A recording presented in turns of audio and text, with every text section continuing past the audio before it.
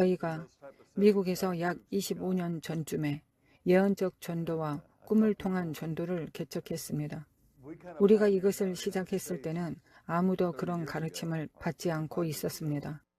저는 경험했고 아마도 션도 경험했을 것이라 생각합니다. 사람들이 왜, 무엇 때문에 그런 사람들에게 가느냐고 묻곤 했습니다. 우리는 뉴에이지 박람회, 심령술 박람회, 르네상스 축제, 마녀 축제, 이교도 축제 등에 나갔습니다. 교회로부터는 마치 역병처럼 취급받았습니다. 왜냐하면 교회가 외면하던 사람들을 구하기 위해 나갔기 때문입니다. 그런 환경 속에서 저는 하나님이 정말 하나님이심을 배웠습니다. 제가 주님, 이번에 도와주시지 않으면 큰일입니다 라고 생각할 때마다 하나님께서 저를 지지해 주셨습니다. 사랑이 하는 일은 놀랍습니다. 우리는 마녀들이 무너지는 것을 보았습니다. 제 품에 안겨 울며 콧물이 제 셔츠를 덮을 정도로 흐느끼는 마녀들도 있었습니다. 사랑에 감동받아 변하고 변화된 것입니다. 시연은 제가 이것을 말할 줄 몰랐을 것입니다. 그러나 저는 부인하지 않습니다. 저는 이런 사역에 깊이 감동받습니다. 삶을 바꾸고 운명을 바꾸고 분위기를 바꾸는 놀라운 일입니다. 저는 깊이 감동받고 움직입니다. 오늘 밤에는 조금 더 가벼운 메시지를 전하려고 합니다. 사람들은 저를 엄격한 사람으로 알지만 사실 저는 매우 행복한 사람입니다. 하나님께서 약한 것을 들어 지혜로운 자들을 부끄럽게 하신다고 말씀하시는데 저는 행복한 사람인데 하나님께서 저를 엄격해 보이게 만드셨습니다. 이제 성경을 창세기 15장으로 펴주시기 바랍니다. 오늘 밤은 하나님의 부르심, 운명에 대해 말씀드리겠습니다. 아마도 여러분이 전에 들어본 것과는 조금 다른 방식으로 말할 것입니다. 부르심, 운명, 목적. 하나님께서 여러분을 무엇으로 부르셨는지, 앞으로 여러분 앞에 놓여 있는 것들, 하나님께서 여러분에게 오고 있음을 아시지만 여러분은 아직 알지 못하는 것들에 대해 말씀드리겠습니다.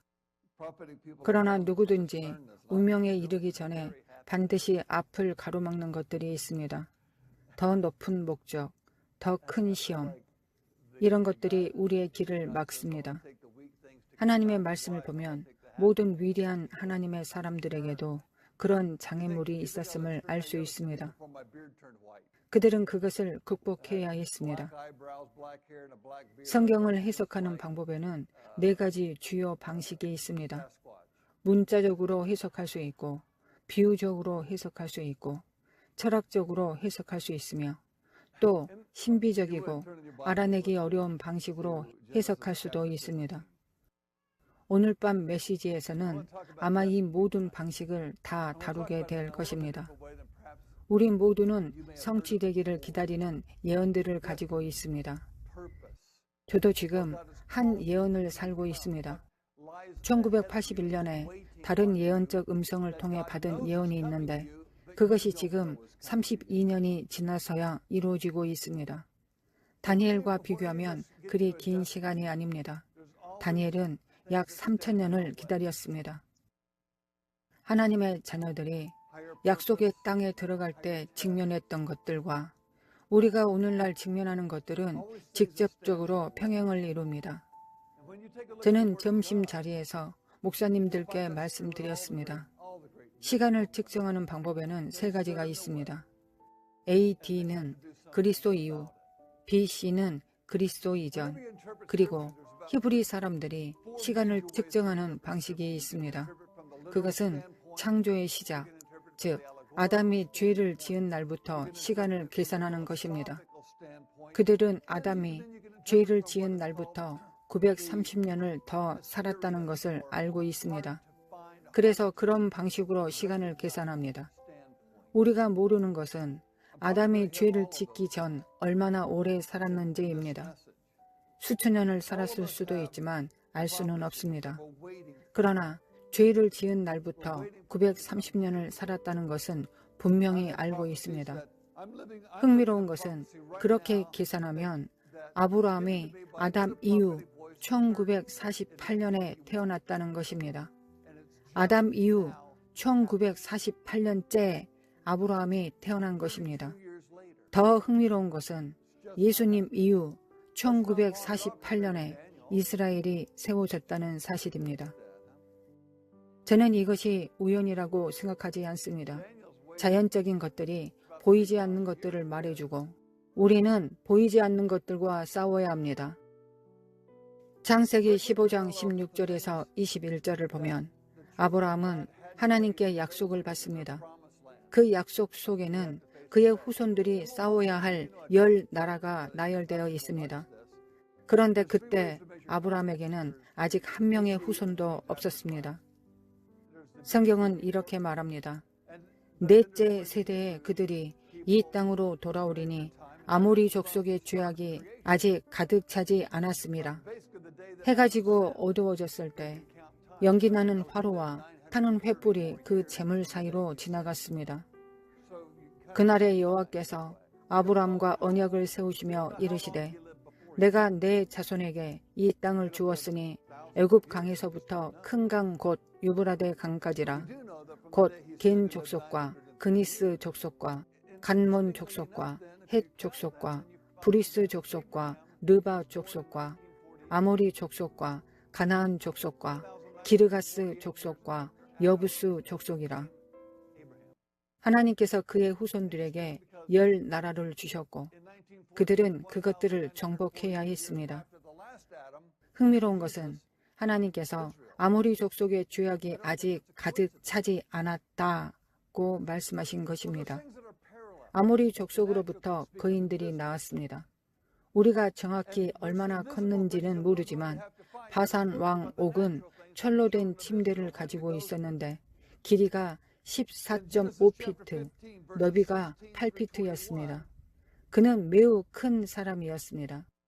이것을 통해 우리는 하나님께서 죄악이 가득 차기를 기다리신다는 것을 배웁니다. 우리보다 강한 것을 극복하기 전에 하나님께서 그들이 더 강해지기를 기다리십니다. 그 후에야 하나님께서 우리를 사용하시고 정당화하십니다. 아브라함은 자손을 낳았습니다. 이삭과 이스마엘, 그리고 이삭의 후손 야곱이 있었습니다. 야곱의 후손들은 결국 요셉이 노예로 팔려 내려간 애굽으로 내려갔습니다. 약 70명이 애굽으로 내려갔는데 요셉은 그때 바로를 위해 일하고 있었습니다. 400년이 지나면서 그 70명이 남녀와 아이들을 포함해 200만 명 이상으로 불어났습니다. 아브라함의 환상이 성취되고 있었던 것입니다. 그들이 약속의 땅에 들어가기 직전 하나님께서 모세에게 말씀하셨습니다. 너희가 그 땅에 들어가면 반드시 해야 할 일이 있다. 너희는 온수를 몰아내야 한다. 새겨진 돌들을 제거하고 부어 만든 우상들을 부수고 산당들을 헐어야 한다. 그리고 그 땅의 거민들을 몰아내야 한다. 이를 비유적으로 해석하면 새겨진 돌들은 우리 삶 속의 고통스러운 기억들을 의미합니다. 그것들이 우리를 묶어두고 마비시켜 아무것도 시도하지 못하게 합니다. 부어 만든 우상은 우리가 어려움 속에서 하나님 대신 위로를 찾는 대상입니다. 그것이 바로 우상입니다. 산당은 우리가 먼저 보는 것들, 즉 용기와 내일에 대한 소망 대신 부정적인 기대를 의미합니다. 거민들은 하나님과 우리를 분리시키는 정신적 요소들입니다.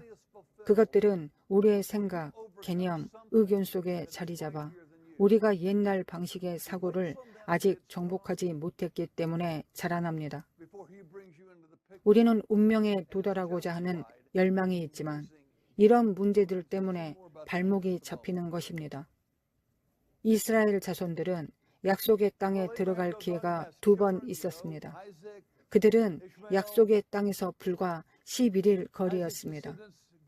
이스라엘 자손들과 12명의 정탐꾼들이 돌아왔습니다. 그중 10명은 나쁜 보고를 했습니다. 그들은 약속의 땅에 들어가기 불과 11일 거리였는데 그때 이런 일이 있었습니다. 제가 발견한 것은 하나님께서 우리에게 하라고 하신 일을 바로 앞두고 항상 시험이 있다는 것입니다. 그것은 우리가 그것을 할 용기가 있는지 시험하는 것입니다. 항상 시험이 있습니다. 그리고 그 시험은 큰 시험입니다. 우리가 받을 유익에 비례하는 시험입니다. 작은 시험은 작은 유익, 큰 시험은 큰 유익을 가져옵니다. 우리는 이런 시험이 있을 때마다 불평합니다. 민수기 13장 25절부터 14장 10절까지 보면 정탐꾼들이 40일 동안 땅을 탐지하고 돌아왔습니다. 그들은 모세와 아론과 이스라엘 자손의 온 회중에게 돌아와 그 땅의 열매를 보여주었습니다. 그들은 말했습니다. 모세여, 당신이 우리를 보낸 그 땅에 갔는데 과연 젖과 꿀이 흐르는 땅이었습니다. 이것이 그 열매입니다. 그러나 그 땅에 사는 백성은 강하고 성읍은 견고하고 매우 큽니다. 게다가 우리가 거기서 아낙 자손을 보았습니다. 아낙 자손은 거인들이었습니다. 그들은 말했습니다. 아말렉 족속은 남방에 거하고 헷 족속과 여부수 족속과 아모리 족속은 산지에 거하며 가나안 족속은 바닷가와 요단 강가에 거합니다. 그들의 목소리는 점점 약해졌습니다. 그때 갈렙이 백성을 조용히 시키며 말했습니다. 지금 당장 올라가서 그 땅을 취합시다. 우리가 능히 이길 수 있습니다.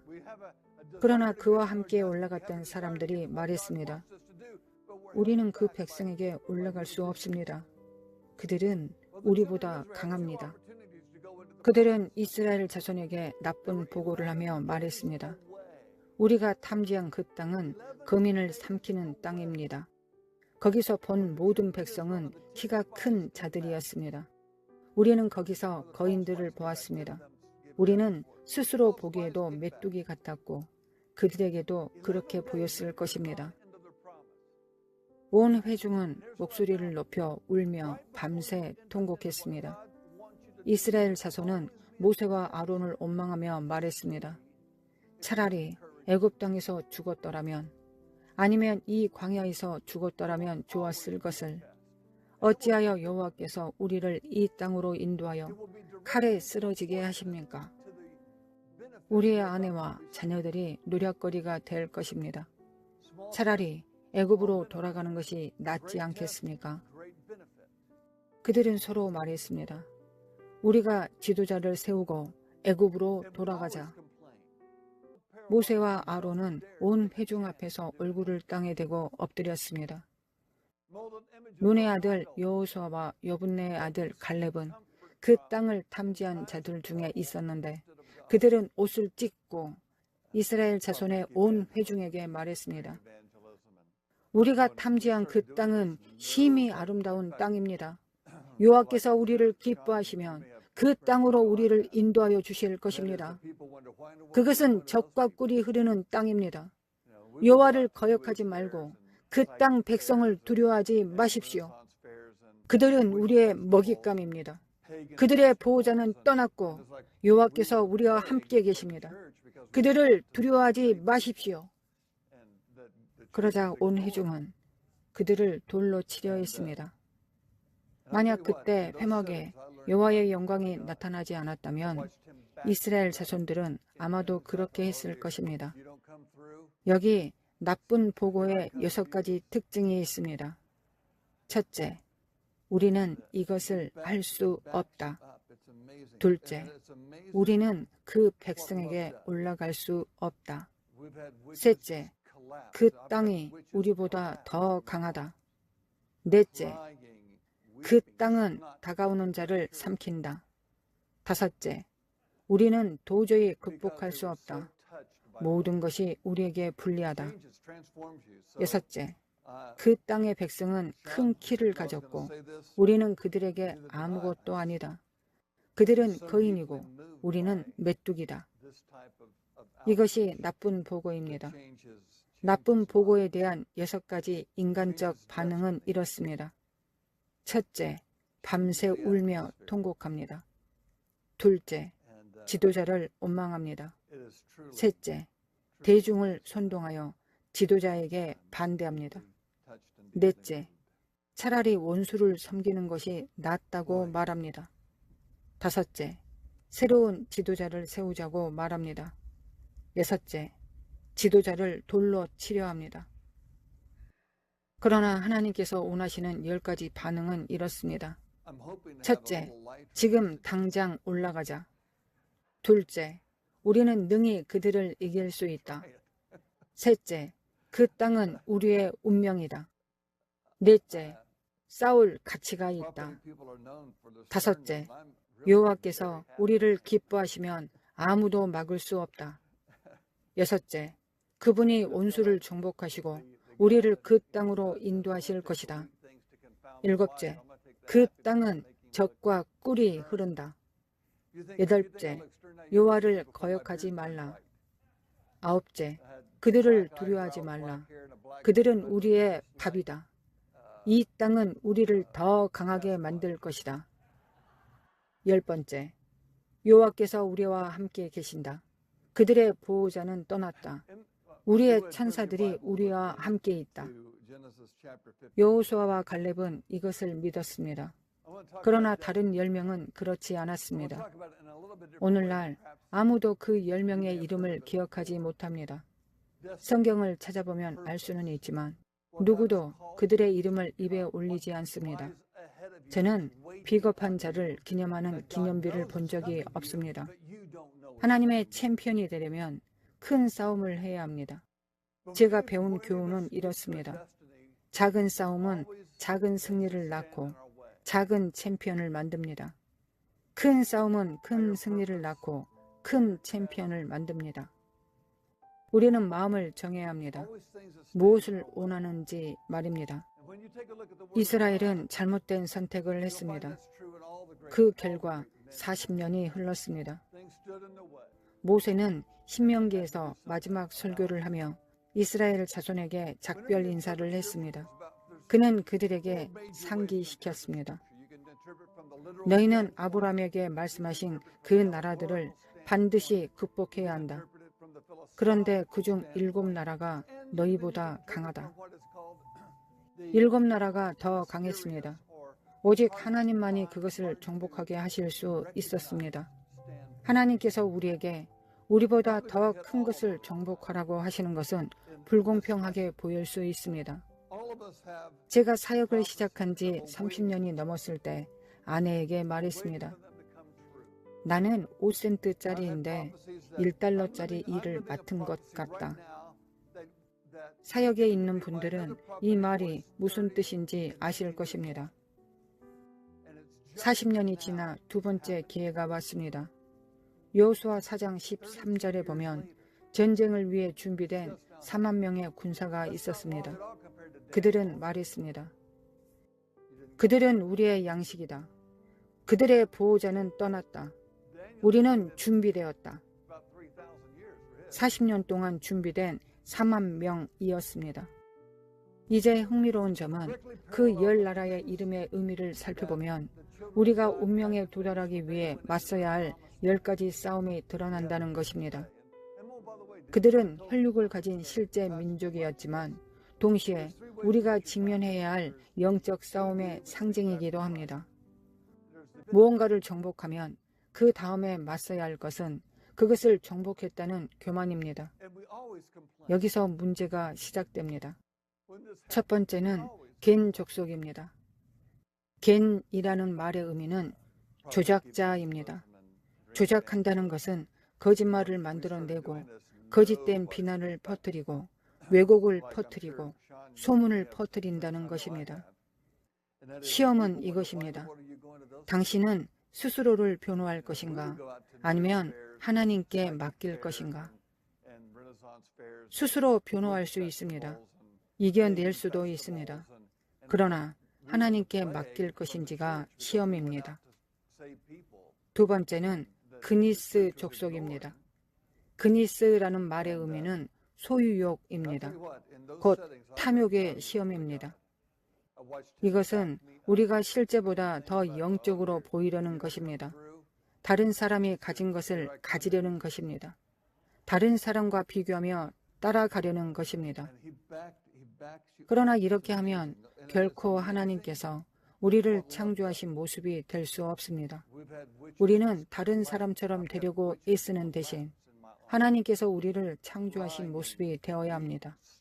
그래서 우리는 사역을 특정한 방식으로 보이게 만들고, 집을 특정한 방식으로 꾸미고, 특정한 차를 몰고 여러 가지를 하려 합니다. 저는 그런 것들 자체를 반대하지 않습니다. 그러나 그것이 단지 다른 사람을 따라잡기 위한 것이라면 문제가 됩니다. 결국 우리는 탐욕과 비교의 문제를 극복해야 합니다. 세 번째는 간몬 족속입니다. 간몬이라는 말의 의미는 옛 방식입니다. 이것은 종교적 영이 만들어내는 것입니다. 전통을 성경처럼 취급하는 것입니다. 옛 포도주는 좋다. 우리는 바꿀 수 없다. 우리는 항상 이렇게 해왔다. 이런 태도입니다. 여기에 불을 설치하자. 그러면 150년 전부터 있던 불빛이 있는데 왜 바꾸느냐라고 말합니다. 카펫을 바꾸자. 그러면 아직 바닥이 드러나지 않았는데 왜 바꾸냐라고 말합니다. 결국 옛 것이 충분하다라는 태도입니다. 전통. 우리는 항상 이렇게 해왔다. 바꿀 수 없다라는 태도입니다. 그러나 옛 것이 충분하다고 생각하면 결코 부르심에 들어갈 수 없습니다. 그 다음은 7가지, 곧 우리보다 더 강한 것들입니다. 첫 번째는 헷 족속입니다. 그 의미는 공포입니다. 공포가 우리 안에서 무엇을 합니까? 실패에 대한 두려움을 만듭니다. 그것은 영적 마비를 일으킵니다. 아무것도 하지 못하게 만듭니다. 나는 충분히 영적이지 않다. 만약 실패하면 사람들이 뭐라고 할까? 사람들이 내가 영적이지 않다고 생각할 것이다.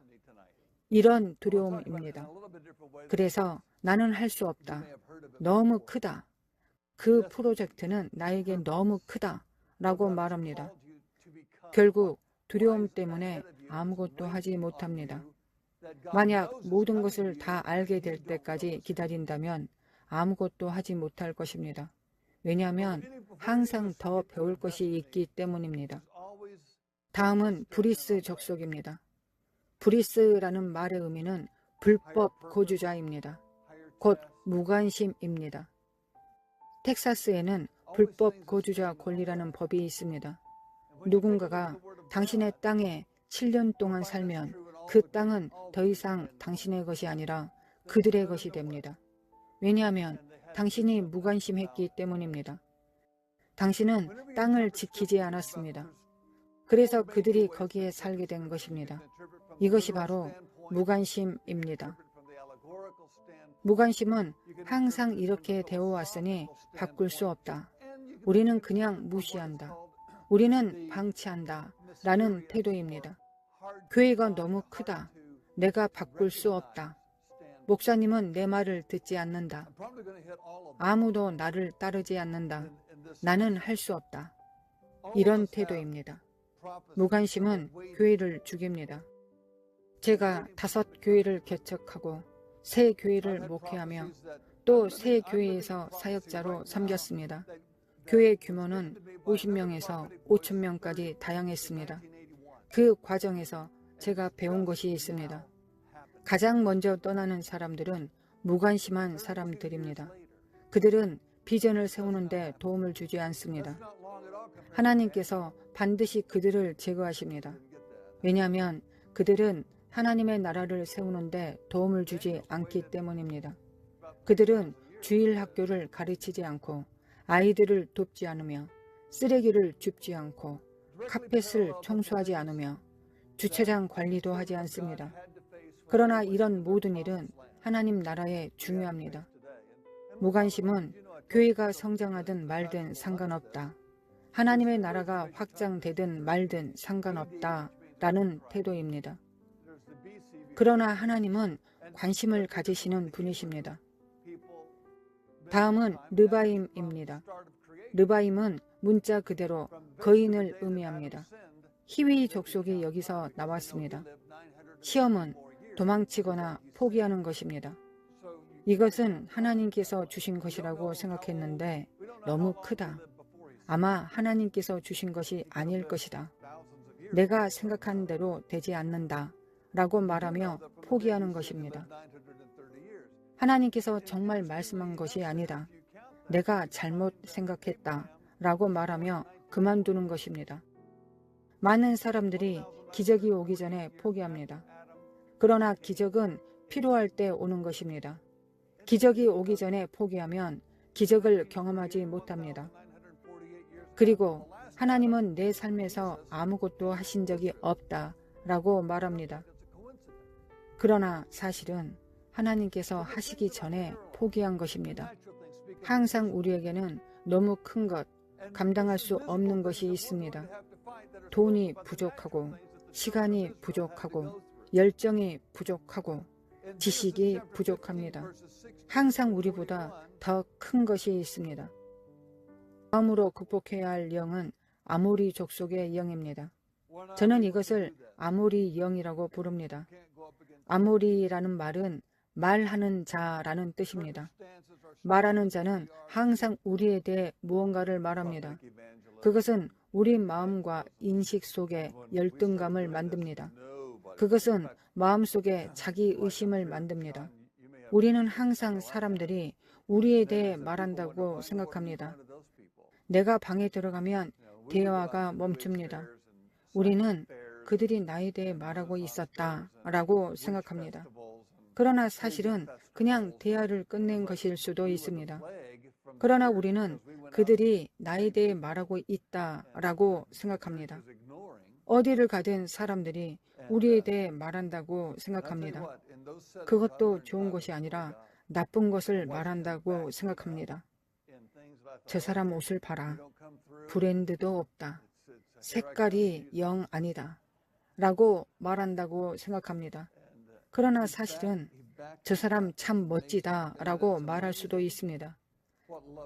그러나 말하는 자는 우리에게 그들이 너를 나쁘게 말하고 있다 라고 속삭입니다. 이것은 우리를 열등하게 만들고 자기 의심을 심어줍니다. 그러면 우리는 애굽의 음식으로 돌아가고 싶어집니다. 다음은 가나안 족속입니다. 가나안이라는 말은 열심이라는 뜻입니다. 지나친 열심, 곧 성급한 기회입니다. 기회가 보이지만 하나님의 때를 기다리지 않고 성급하게 달려듭니다. 인내하지 못합니다. 그래서 일이 우리가 생각한 대로 되지 않습니다. 일이 빨리 이루어지지 않으면 낙심합니다. 하나님께서 언제 움직여야 하느냐라고 말씀하시기 전에 움직이면 결국 하나님의 때보다 앞서가게 됩니다. 그러면 몇 달 동안 방황하게 됩니다. 하나님 어디 계십니까? 라고 묻습니다. 혹은 하나님의 때보다 늦게 움직이면 이미 물이 차올라 목까지 잠기게 됩니다. 그러면 하나님 나를 이 홍수에서 구해주신다고 하셨지 않습니까? 라고 말합니다. 그러나 하나님께서는 내가 배를 준비했는데 내가 타지 않았다 라고 말씀하십니다. 너무 늦거나 너무 이른 열심, 곧 지나친 열심이 문제입니다. 몇 번 과도한 열심으로 앞서간 경험이 있으면 이제는 스스로 결정을 내릴 능력을 믿지 못하게 됩니다. 그러면 결정을 내리지 않고 다른 사람이 대신 결정해 주기를 바라게 됩니다. 그리고 그런 결정을 대신 내려주겠다고 나서는 사람들은 항상 있습니다. 나를 따라와. 내가 무엇을 해야 할지 보여주겠다. 라고 말하는 사람들입니다. 다음은 기르가스 족속입니다. 기르가스라는 말은 낯선 자라는 뜻입니다. 이것은 우리가 이방인처럼 느끼는 것입니다. 우리는 소속감을 느끼지 못하고 좌절하며 나는 여기에 맞지 않는다. 나는 이들과 다르다. 라고 생각하게 합니다. 교회에 15년을 다녔는데도 여전히 집처럼 느껴지지 않을 수 있습니다. 적응하지 못하고 뿌리를 내리지 못합니다. 원수는 이것을 좋아합니다. 왜냐하면 뿌리가 없으면 열매도 없기 때문입니다. 열매는 뿌리 성장과 직접적으로 연결되어 있습니다. 뿌리가 없으면 열매도 없습니다. 원수가 우리를 열매 없는 상태로 두면 우리는 무력화됩니다. 우리는 하나님의 나라를 돕지 못할 뿐 아니라 원수의 나라를 막지도 못합니다. 원수의 나라를 막지 못하는 것은 곧 그 나라를 돕는 것입니다. 이것이 우리가 반드시 직면해야 할 시험입니다. 결국 우리는 언제 뿌리를 내릴 것인가 라는 질문에 답해야 합니다. 운명은 뿌리와 연결되어 있습니다. 마지막은 여부수 족속의 영입니다. 여부수라는 말은 짓밟힌 자라는 뜻입니다. 이것은 불안과 우울을 만들어내며 피해자 의식을 심어줍니다. 그래서 우리는 항상 다른 사람을 탓하거나 나는 충분히 하지 못했다라는 정죄감을 느낍니다. 나는 충분히 열심으로 하지 못했다. 최선을 다하지 못했다라는 정죄감을 느끼게 합니다. 나는 충분히 못했다. 최선을 다하지 못했다라는 생각에 사로잡힙니다. 혹은 다른 사람을 탓하며 내가 성공하지 못한 것은 저 사람 때문이다 라고 말합니다. 가인은 피해자 의식의 대표적인 예입니다. 그는 아벨이 없었더라면 내 제사가 받아들여졌을 것이다 라고 생각했습니다. 짓밟힘, 불안, 우울, 피해자 의식은 반드시 극복해야 할 것입니다.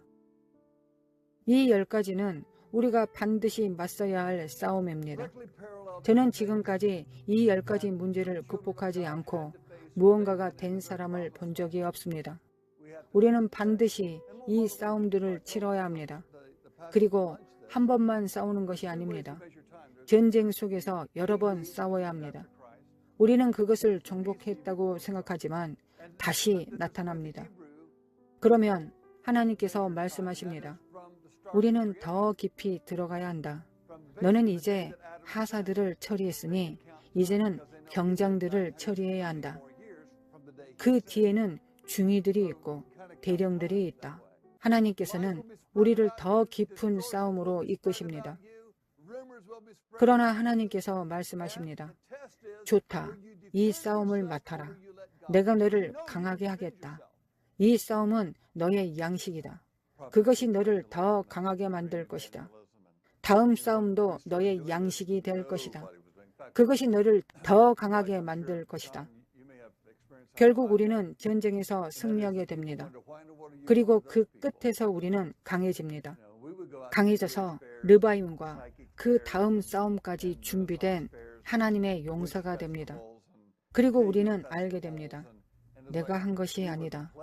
하나님께서 하셨다. 하나님께서 우리보다 더 큰 문제와 맞서게 하시는 이유는 우리가 알게 하기 위함입니다.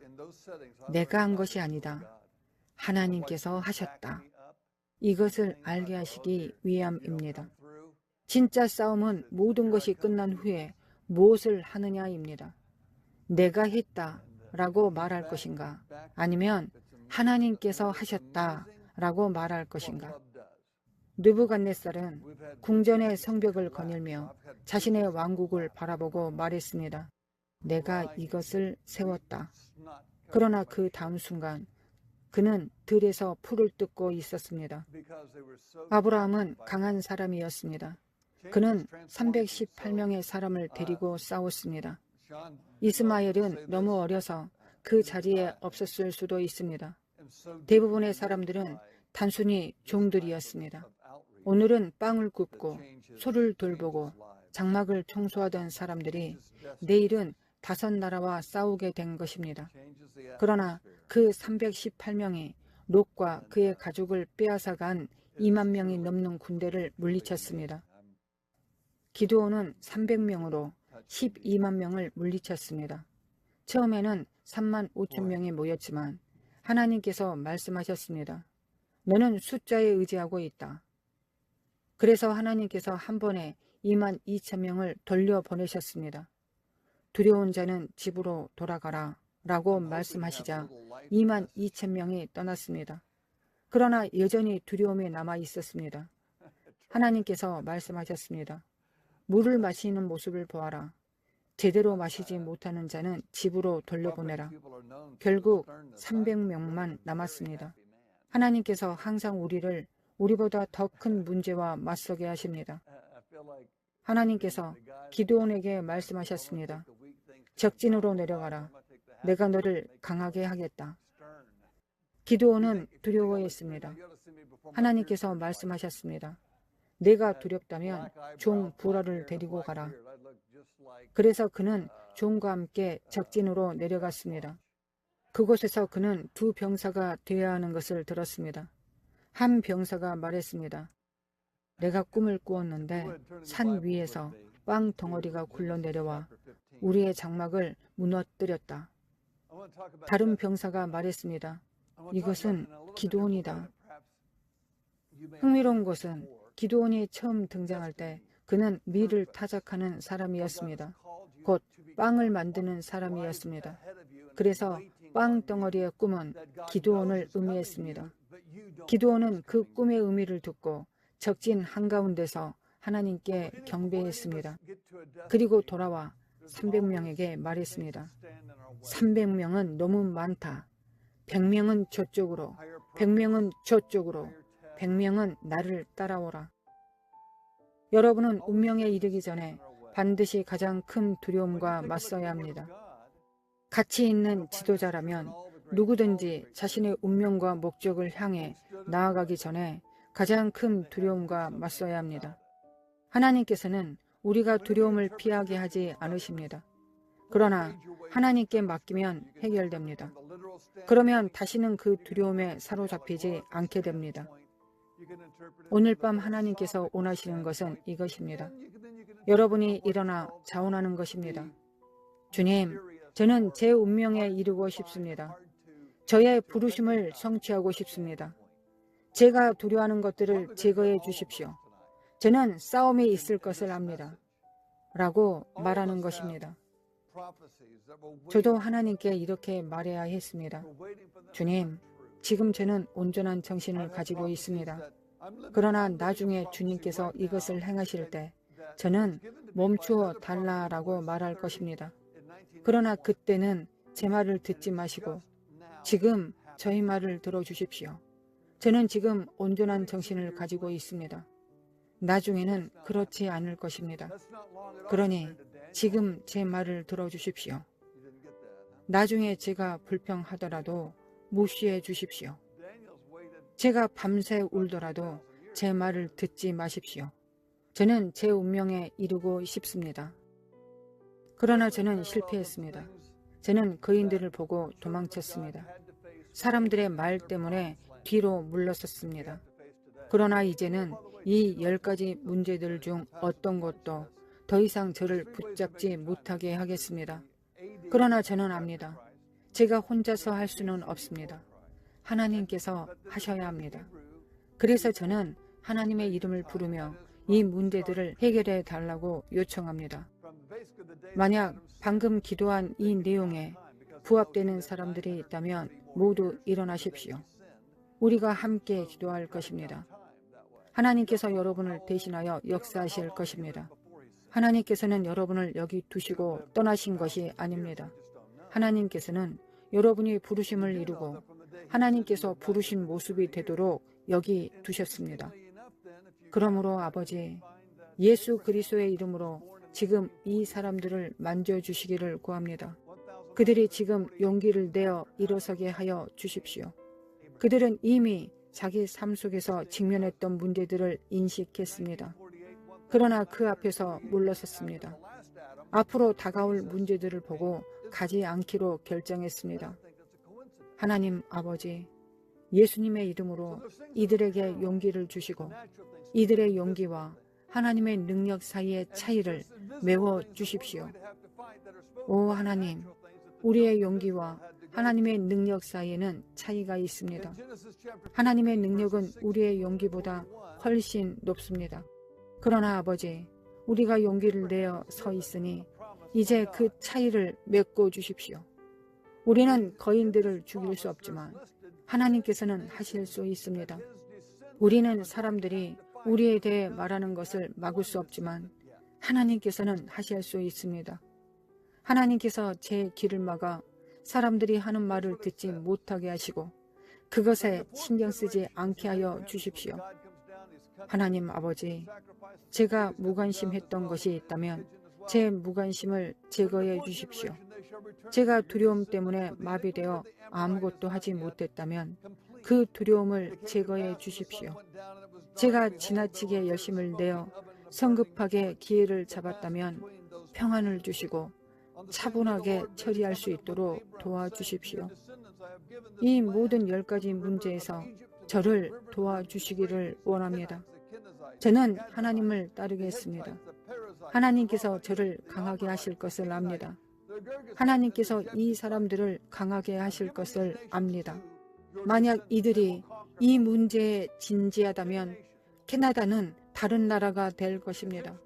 그들은 자녀들에게 여호와의 길과 정의와 의의 길을 가르칠 것입니다. 하나님께서 그들을 알 것이고 그들도 하나님을 알게 될 것입니다. 모든 것이 하나님의 영광을 위해 변화될 것입니다. 예수님의 이름으로 기도합니다. 아멘.